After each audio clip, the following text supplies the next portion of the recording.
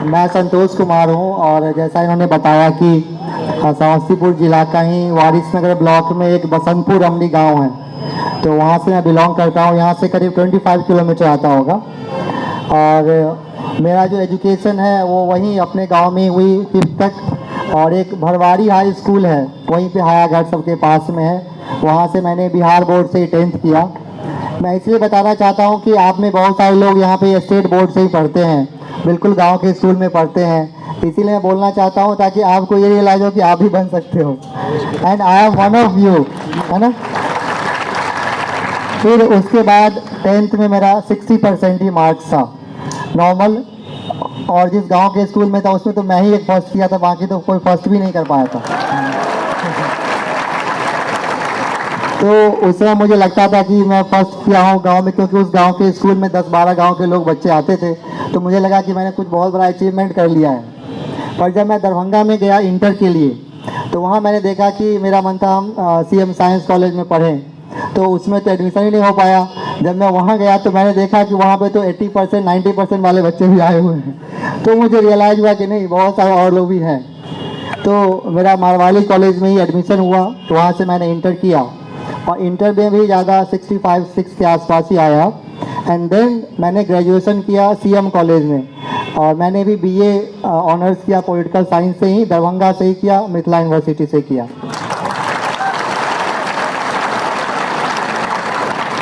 तो यही मेरा एजुकेशन है, इतना ही मैं पढ़ा हूँ, मतलब यहीं के बीच से, और यहीं दरभंगा के मिथिला यूनिवर्सिटी से मैंने BA पॉलिटिकल साइंस किया हूँ, इतना ही है।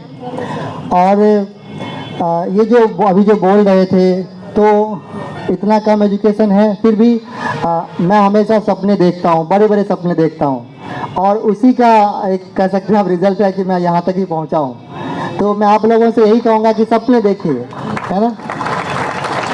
क्यों? क्योंकि सपने सच होते हैं। अगर आप मेहनत से, ईमानदारी से, लगन से, पैशन होगा आपके अंदर, जैसे सत्यम बोले थे, आग होनी चाहिए, वो जिद होनी चाहिए, तो वो सपने सच होते हैं। ये मैंने तो देखा है अपने लाइफ में कि जो भी मैं चाहता हूँ वो सच होता है। तो जैसे आज का सेमिनार को ले लीजिए, मेरा ड्रीम था कि इस बार के जो हमारे टॉपर्स हैं, खास के जो समस्तीपुर के टॉपर्स हैं, वो आए एक मंच पे और इतना बहुत बड़ा क्राउड हो, उसके वो बात करे, आप लोग उसको सुने, अपने टॉपर्स को, क्योंकि वो आपके बीच से ही हैं। सत्यम देखिए, आप यहीं पूसा से ही पढ़े हुए हैं, अल्तमस गाजी हैं, राहुल हैं, सब यहीं से पढ़ रहे हैं, तो यहीं से पढ़ के भी वो IAS बन सकते हैं। ये मेरा ख्वाब था, और वो भी देखिए आज सच हो रहा है। दूसरा कि हम लोग समस्तीपुर से या बिहार से, आप देखेंगे कि जितनी भी रैंकिंग्स अभी आ रही है, नीति आयोग की रैंकिंग हो या और भी गवर्नमेंट की रैंकिंग्स होती है, उसमें बिहार का पोजीशन क्या होता है बताइए? कैसा होता है? सबसे टॉप है ना? नीचे से, लेकिन यस, तो सबसे टॉप है, नीचे से है। इसको हम क्या करना चाहते हैं? उलटना चाहते हैं। टॉप कहाँ से होना चाहिए? ऊपर से होना चाहिए। तो मेरा एक सपना है कि ठीक है, IAS बनना, IPS बनना, IFS बनना, या दूसरे कोई भी नौकरी करना, है ना। सभी लोग अपनी क्षमता, लगन, मेहनत के हिसाब से कोई ना कोई सर्विस करते हैं, बट मैं उससे आगे का बात करना चाहता हूँ, आपसे उससे आगे के बारे में सोचना चाहता हूँ। जैसे हमारे टॉपर्स ने बताया, आपको एक अच्छा इंसान बनना है पहले, तो मेरा एक ड्रीम है कि समस्तीपुर ही नहीं बल्कि पूरा बिहार एक भारत के नक्शे पे एक ऐसे राज्य के रूप में आए, बिहार और झारखंड, कि आप बिहारी होने पे गर्व कर सकते हैं।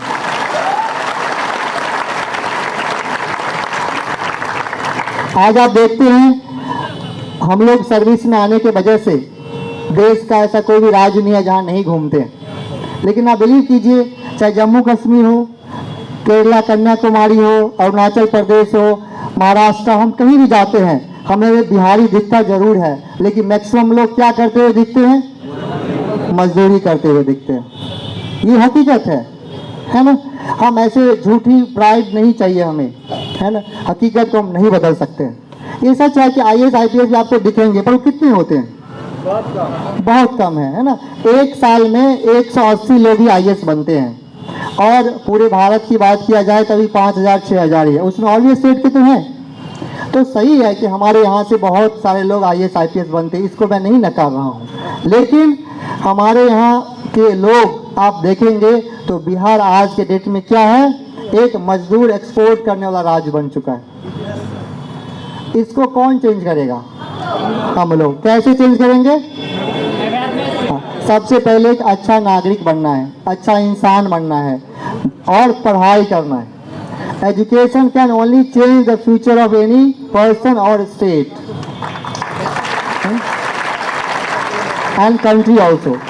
Education is the best means of empowerment. आप देखते हैं खास के जो अभी महिलाएं बहनें आई हुई हैं, आप देखेंगे कि जो लड़की ज़्यादा पढ़ाई लिखाई नहीं करती है उनको उनके माता पिता जल्दी शादी कर देते हैं ना, ऐसा होता है ना। और जो लोग पढ़ाई लिखाई करते हैं, कोई IAS बन जाता है, IPS बन जाता है, पायलट बन जाता है, क्या उसकी शादी करते हैं? उसके लिए सारे रूल माफ़ हो जाते हैं, एक्सेप्शन हो जाता है। वो अपनी मर्जी से शादी कर सकती है, अपनी मर्जी से कपड़े पहन सकती है, अपनी मर्जी से जहाँ चाहे वो घूम सकती है, और फिर भी लोग उसको क्रिटिसाइज नहीं करते, उसको एक मानते हैं कि नहीं ये तो जो कर रहा है अच्छा ही कर रहा है। तो मैं चाहता हूँ कि हमारे एक दो बहनें नहीं, सारे के सारे 100% जो गर्ल्स हैं वो ऐसा एम्पावर्ड हो जाए कि वो सभी लोग एक नए स्टैंडर्ड सेट करें, वो अपने हिसाब से ज़िंदगी जिए, वो अपने हिसाब से उनको क्या पहनना है, क्या खाना है, कहाँ जाना है, किन से शादी करना है, ये वो एम्पावर्ड हो, लड़की भी लड़कों की तरह। और लड़कों को भी मैं चाहता हूँ कि बिहार जो है एक अपना जो हमारा पहले पास्ट था ग्लोरियस, उसको फिर से रिडीम करे और पूरे देश में बिहार क्या होना चाहिए, नंबर 1 आना चाहिए। इसके लिए हमें क्या करना होगा? हमें अपने स्टेट में रोजगार क्रिएट करना पड़ेगा। आप देखेंगे बिहार में, आप लोग भी घूमते होंगे, कोई महाराष्ट्र का आदमी यहाँ मिलता है जो मजदूरी करता है? कोई तमिलनाडु का मिलता है, केरला का मिलता है, उड़ीसा का भी नहीं मिलता होगा, राजस्थान का भी मजदूरी करता हुआ नहीं मिलेगा आपको। लेकिन हम हर जगह क्यों मजदूरी करते हुए पाए जाते हैं? ये हमें सोचना है। और जब आप सोचेंगे और सच में आपको हर्ट होगा, जब सच में आप इसको इंटरनलाइज करेंगे, सोचेंगे, तो फिर आपको नींद नहीं आएगी। इसीलिए सिर्फ अपने लिए नहीं सोचना है कि हमने पढ़ लिख लिया, अच्छी नौकरी मिल गई, डॉक्टर बन गए, इंजीनियर बन गए, IAS बन गए, वो तो बनना ही है। आप मेहनत करेंगे, हमारे टॉपर्स ने बताया, उसको कोई रोक सकता है, लेकिन हमें उससे आगे के सपने देखने हैं, उससे आगे के ड्रीम्स देखने हैं कि ऐसा समय लाना है, हम सब ने मिल के लाना है। आई एम टेलिंग यू, एक आदमी नहीं कर सकता है। हम लोग को क्या होना है? ऑर्गेनाइज्ड होना है, यूनाइट होना है। सब मिल के जब हम काम करेंगे तब अब एक हम बेहतर बिहार को बना सकते हैं। तो आज जो यहाँ पे हम इकट्ठे हुए हैं, इसी चीज़ के लिए हम इकट्ठे हुए हैं और फोकस हमारा है कि जैसे जो हमारे यूथ तैयारी कर रहे हैं यहाँ पे समस्तीपुर, दरभंगा, मुजफ्फरपुर, बेगूसराय, मुझे पता चला कि आसपास के ज़िले से भी लोग आए हैं और बहुत अच्छा लगा हमें। उसमें मेन फोकस किसका था कि हम लोग IAS की तैयारी कैसे करना है। और मुझे पता है कि आप में से बहुत सारे लोग जो नॉर्मल कॉलेज से यहाँ पे पढ़ाई कर रहे हैं, उसमें आपका सेशन भी 5 साल लग जाता है 3 साल के बदले में। कॉलेज में क्लासेस नहीं होते हैं, एग्ज़ाम निकलता है, फिर हम लोग कोई पासपोर्ट गेस्ट पेपर पढ़ के हम लोग पास कर जाते हैं, ऐसे होता है ना? Yes sir. तो मैंने भी यही सर आपके जैसा ही था, दरभंगा में बताया कि 5 साल वहाँ पे रहा, खुद से एक रूम में जो होता है ना 1500 रुपया में एक रूम मिलता है, उस समय में स्टोव होता था, फिर गैस आया, खुद से खाना बनाओ खाओ, है ना, फिर कुछ ट्यूशन भी पढ़ाओ पैसे के लिए, ये सारा चीज़ जो आप लोग जानते हैं उस सब से हम गुजरे हैं। साइकिल भी नहीं होता था कॉलेज जाने के लिए। तो लेकिन हमने एक चीज़ देखा कि मैंने कभी, एक तो लगता ही नहीं था कि आप लोग वो पूछते हैं ना कि सर हमें मोटिवेशन ही नहीं होता है, बहुत सारे लोग पूछते हैं कि सर कैसे मोटिवेट रहे हैं। तो इसका मतलब आप लोग सपने नहीं देखते। आप सपने देखोगे तो आप डिमोटिवेट हो ही नहीं सकते हो। मैं IAS बन गया, आज तक मैं डिमोटिवेट नहीं होता, अभी भी नहीं होता, अभी भी रुका नहीं हूँ। तो जब आप सपने देखेंगे कि IAS बनने के बाद आप क्या मिलेगा, IPS बनने के बाद क्या मिलेगा, फॉरेन सर्विस में जाने के बाद अभी हमें बताया सौरभ जी ने कि क्या मिलेगा, फिर आप कभी मोटिवेशन की कमी नहीं आएगी। आप हमेशा एनर्जेटिक रहोगे, एक एक मिनट आप कहीं दोगे ही नहीं। आपके पास जितना टाइम, एनर्जी, पैसा, सब कुछ आप किस पे खर्च करोगे? IAS की तैयारी पे खर्च करोगे। तो जो लोग ऐसा बोलते हैं इसका मतलब आप ये सोच नहीं रहे हो कि आईएएस बनने के आप क्या बनोगे। एक डीएम होते हैं, एसपी होते हैं और डिफरेंट डिपार्टमेंट्स के ऑफिसर्स होते हैं, वो कैसे बिहेव करते हैं, उनका साथ क्या उनको मौका मिलता है लोगों के काम करने के लिए। एक डीएम एक जिला के लिए क्या कर सकता है, ये सब जब आप सोचेंगे तो फिर आपको क्या होगा कि आप जब गुजरेंगे डीएम आवास से, कभी गुजरते एसपी आवास से, आप लाल कलर की प्लेट्स देखते हैं, आपको भी मन करेगा नहीं कुछ भी हो जाए हमें तो यही करना है। ऐसा होता है ना। तो उसको जीना है, सपनों को जीना है, और जब तक सपना साकार नहीं होता है तब तक हमको रुकना नहीं है। तो चूंकि आप लोग यहाँ पे हिंदी मीडियम से ज़्यादातर लोग तैयारी करते हैं और आप लोग देखते हैं कि हिंदी मीडियम से तो रिजल्ट नहीं आ रहा है, तो आप लोग निराश भी हो जाते हैं। आप लोगों को मन में कहीं ना कहीं ये आ जाता है कि हिंदी मीडियम से सफलता नहीं मिल सकता है। ऐसा होता है आप लोगों के मन में? हाँ, तो ये गलत है। आज हम यही आपको समझाने आए हैं कि ऐसा नहीं है।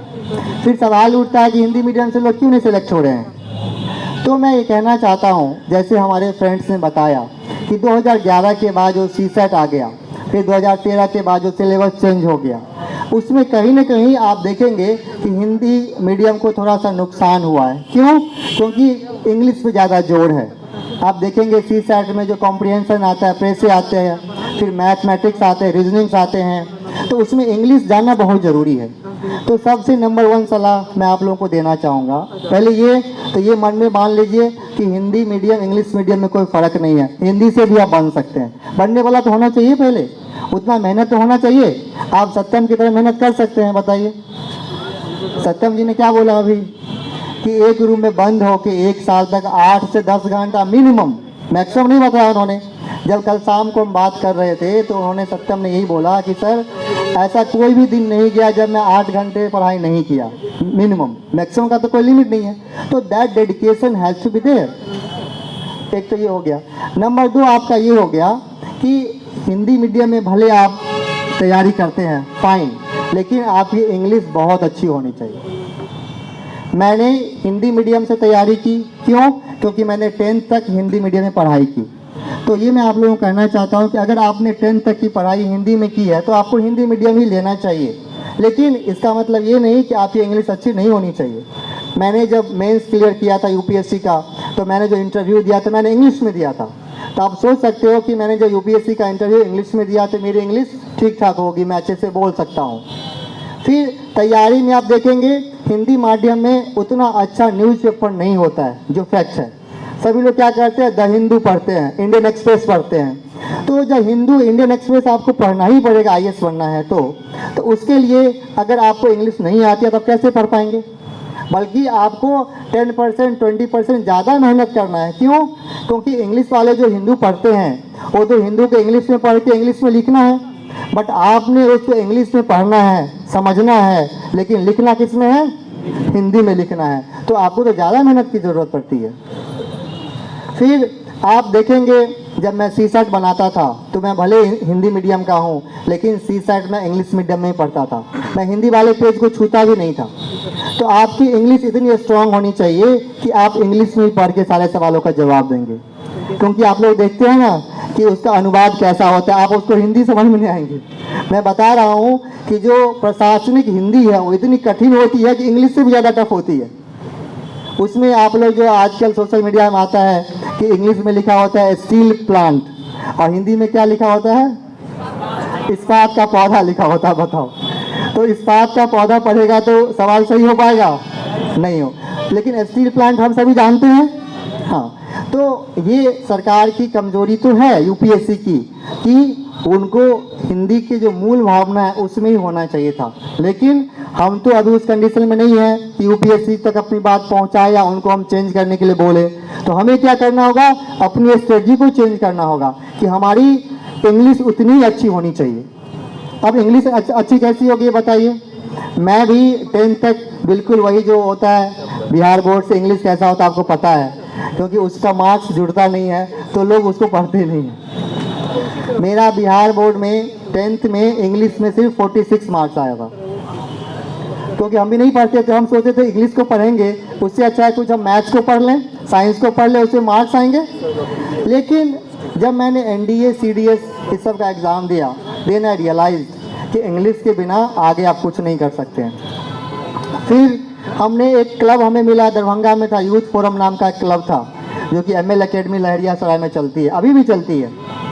उसमें हम जाते थे। उसमें संडे को सुबह 7 से 9 बजे तक एक सेशन होता है जिसमें स्पीच होता है, ग्रुप डिस्कशन होता है, एक्सटेम्पोर होता है। वो सारे के सारे इंग्लिश में ही होते हैं। And you will not believe, जब मैं पहली बार गया था यूथ फोरम में तो मैंने देखा वहाँ जो हमारे सीनियर्स हैं वो इतनी अच्छी इंग्लिश बोल रहे हैं कि मैं तो शॉक्ड रह गया कि दरभंगा जैसे जगह में एक छोटे स्कूल में लोग इतनी अच्छी इंग्लिश बोल सकते हैं। फिर मुझे इंग्लिश का जुनून सवार हो गया। फिर अपने जैसा अभी टॉपर्स ने बताया, पीयर होना चाहिए, ग्रुप होना चाहिए। 2-4 फ्रेंड्स का सर्कल बनाया जो हमारे इतने बराबर के जानते थे। फिर हम लोग डेली शाम को 1 घंटा कहीं पे मिल के और इंग्लिश में ही दिन रात मतलब बोलते थे। 1 घंटा इंग्लिश में पूरा डिस्कशन करते, चाहे गलत हो चाहे सही हो। फिर हम क्या करते थे, इंग्लिश न्यूज़पेपर पढ़ते थे, उसके वर्ड्स का ट्रांसलेशन देखते थे। फिर इंडिया टुडे मैगजीन आती थी, हिंदी में भी इंग्लिश में भी, हम दोनों मैगजीन खरीदते थे और उसका ट्रांसलेशन देखते थे कि अच्छे अच्छे वर्ड्स का हिंदी में क्या होता है, इंग्लिश में क्या होता है। इस जुनून तक हम उसको फॉलो करते थे। और उसके बाद 6 महीना के अंदर में भी हम लोग इतनी अच्छी इंग्लिश बोलने लगे कि यू विल नॉट बिलीव, मैंने पार्ट 1 के बाद सारा एग्जाम मैंने इंग्लिश में ही लिखना शुरू कर दिया था। जबकि यूनिवर्सिटी एग्ज़ाम में तो आपको हिंदी में भी लिख सकते हैं, लेकिन मैंने सेकेंड पार्ट, थर्ड पार्ट का दोनों एग्ज़ाम मैंने इंग्लिश में लिखा। LDC का, असिस्टेंट ग्रेड का, SSC का जो होता है वो सारा एग्ज़ाम मैं इंग्लिश में लिखता था। असिस्टेंट कमांडेंट का इंटरव्यू इंग्लिश में दिया, सारा कुछ, यहाँ तक कि UPSC का इंटरव्यू मैंने इंग्लिश में दिया। तो मैं आपसे ये कहना चाहता हूँ, जो लोग हिंदी में तैयारी करना चाहते हैं, हिंदी में भी आप बन सकते हैं, लेकिन आपकी इंग्लिश मीडियम वाले से कम नहीं होनी चाहिए, यही शर्त है। मेहनत भी उनके जैसा होना चाहिए और NACS आप लोगों को गाइड करने के लिए तैयार है। तो ये सब चीज़ आप लोगों को हिंदी वाले को समझना है। नहीं तो आप देखेंगे कोई किसी तरह प्रीलिम्स पास भी कर जाता है तो वो लोग क्या होता है, मेंस में एक क्वालिफाइंग इंग्लिश होता है उसमें फेल कर जाते हैं। और जब मैं देखता हूँ क्वालिफाइंग इंग्लिश तो मुझे लगता है बच्चों जैसी बातें हैं, लेकिन आप बिलीव नहीं करेंगे हमारे कई मित्र उसमें फेल हो जाते हैं।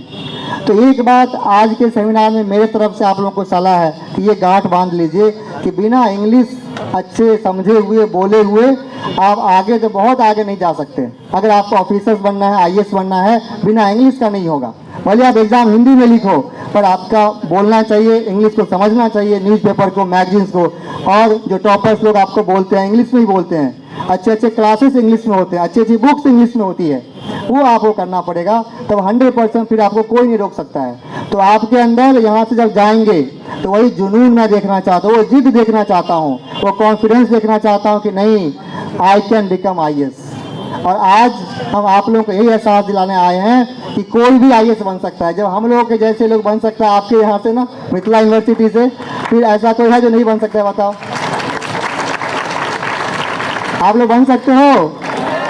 नहीं, आवाज़ नहीं आ रही है। बताओ, आप लोग बन सकते हो? Okay, good, thank you so much.